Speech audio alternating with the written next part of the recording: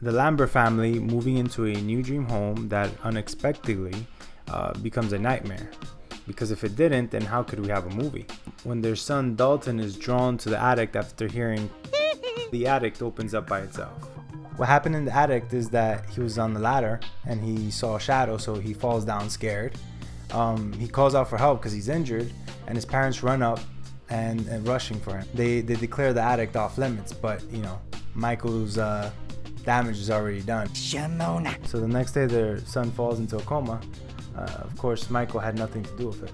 That's ignorant! 3 months pass and Dalton comes home still in a coma.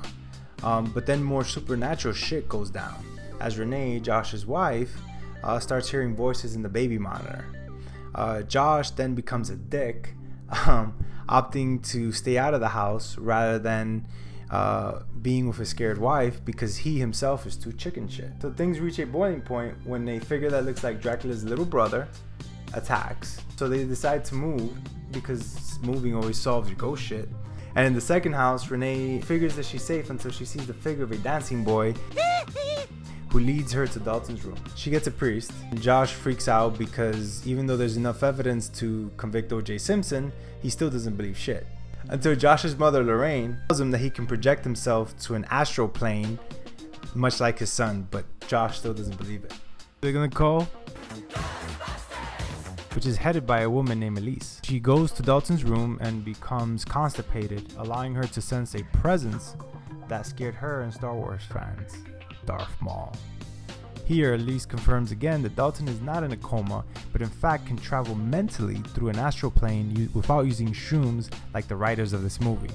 But Dalton took it to the extreme and went to the further, which is like the Matrix for ghosts.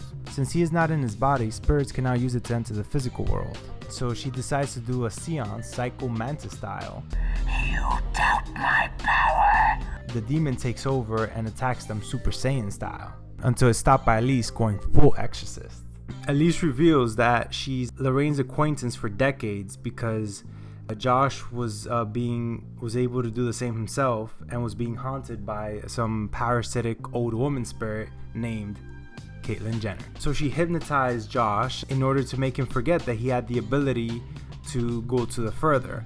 And now she tells him that the only way she could save his son is if he goes to the further himself. With that, Elise puts Josh in a trance in order to go to the further. He somehow figures that he can go to a specific attic in this ether world that he hasn't been for in decades and find his son Dalton, but gets attacked by little Dracula's brother. I do not say blah blah blah. But of course, he needs to win because he's the protagonist and beats him up really quickly. And then Josh finds Dalton, but not before he gets attacked by Darth Maul, who for some odd reason has a tail. They outrun this demonic monster even though he has home court advantage.